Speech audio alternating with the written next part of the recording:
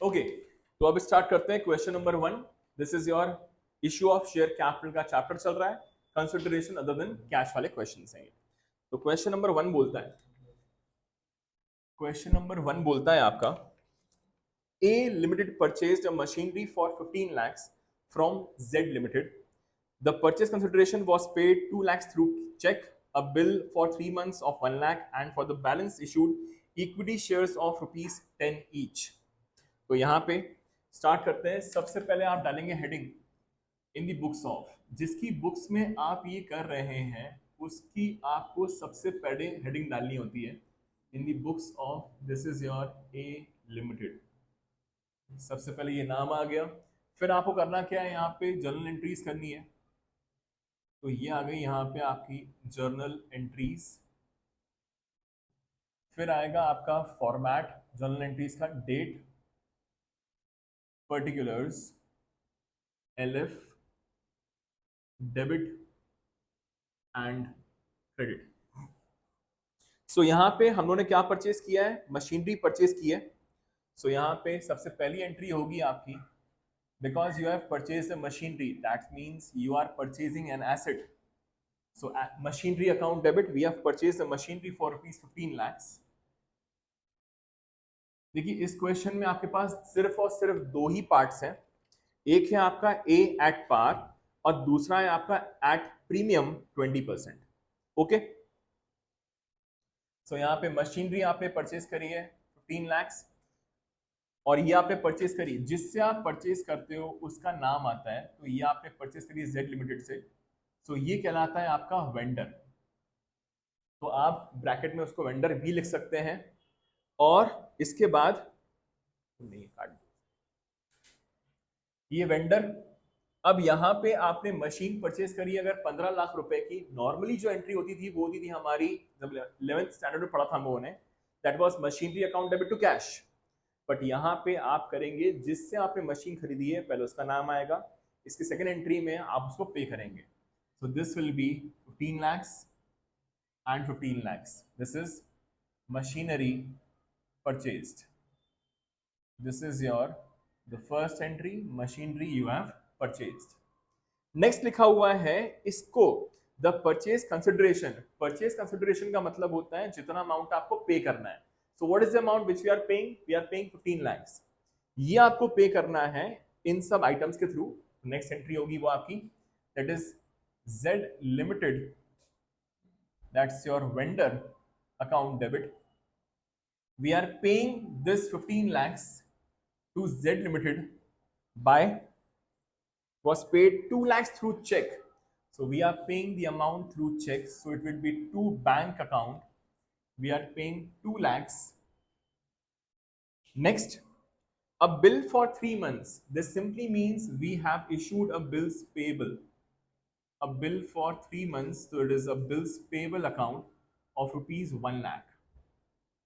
Of rupees 1 lakh. And the balance issued equity shares of rupees 10 each, and the first one is your at par. तो यहाँ पे simply आपका आ जाएगा 2। अच्छा, यहाँ लिखा हुआ है क्वेश्चन में balance issued equity shares, so we will write 2 equity share capital account. जितना बैलेंस बचा हुआ है उसके लिए इशू किया आपने। तो 15 में से 3 लाख रुपए आप पे कर चुके हैं। कितना बचा आपका? 12 lakhs। क्योंकि एट पार है तो कोई दिक्कत नहीं होती। यहाँ पे ये आ जाएगा आपका 12 lakhs।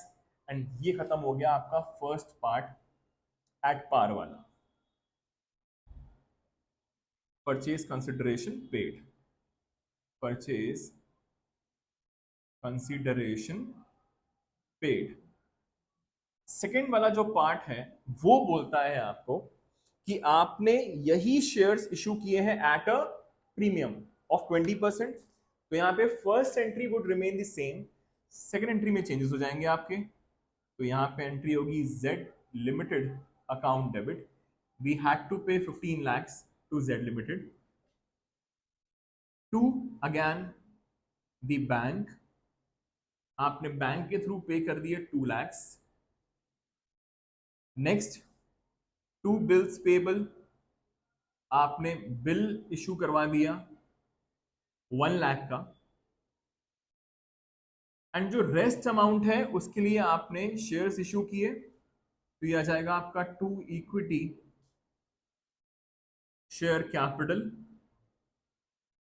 और बाकी के लिए आपने सिक्योरिटीज, दैट इज आपने जो वो इशू किए हैं शेयर्स, वो आपने इशू किए हैं सिक्योरिटी प्रीमियम पर।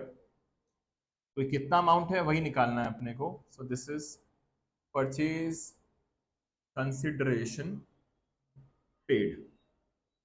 ओके, सो यहाँ पे कितना अमाउंट यहाँ पे आएगा उसके लिए आपको एक छोटा सा बनाना होता है वर्किंग नोट। तो यहाँ पे निकालेंगे आप number of shares to be issued, जो भी आपके शेयर्स हैं, कितने शेयर्स इशू किए जा रहे हैं वो निकालना पड़ता है। ये तब होता है जब आपके शेयर्स किस पे इशू हो रहे हो, प्रीमियम पे। ओके, सो इसका फॉर्मूला होता है आपका, it's the purchase consideration, it's the purchase consideration upon the issue price. इस क्वेश्चन में जो आपका परचेज कंसिडरेशन है वो कितना अमाउंट है आपका, भले ही वो 15 लाख रुपए है, बट आप शेयर्स कितने के लिए इशू कर रहे हो, द रिमेनिंग अमाउंट। तो 15 लाख में से कितना ऑलरेडी पे हो चुका आपका, 3 लाख, तो कितना बच गया आपका, 12 लाख। तो यहाँ पे जितने के आपको शेयर्स इशू करने हैं, डिवाइड बाय इशू प्राइस का मतलब होता है जितने में शेयर इशू किया जाता है। तो इशू प्राइस का मतलब होता है issue price is equal to face value of the share plus the premium amount, face value plus the premium. तो आपका एक शेयर कितने रुपए का है, 10 रुपए का है, प्लस 20% प्रीमियम, तो 10 रुपीज का 20% विल गिव यू 2 रुपीज। तो अल्टीमेटली आपका इशू प्राइस कितना हो गया, 12। तो इसको आपको डिवाइड करना पड़ेगा 12 से। So you will get how many shares, 1 lakh shares. तो मतलब इसका साफ ये है कि आप 1 लाख शेयर्स इशू कर रहे हैं ताकि आप इस कंपनी को हिट पाएं। अब इस 1 लाख के 2 पार्ट्स होंगे आपके, ये वर्किंग नोट बनाना मत भूलिएगा प्लीज अगर प्रीमियम पे इशू होते हैं तो ये हो जाएगा पहला, multiplied by 10, this will be for your share capital. तो ये हो जाएगा आपका 1 lakh into 10 will give you how much, 10 lakhs.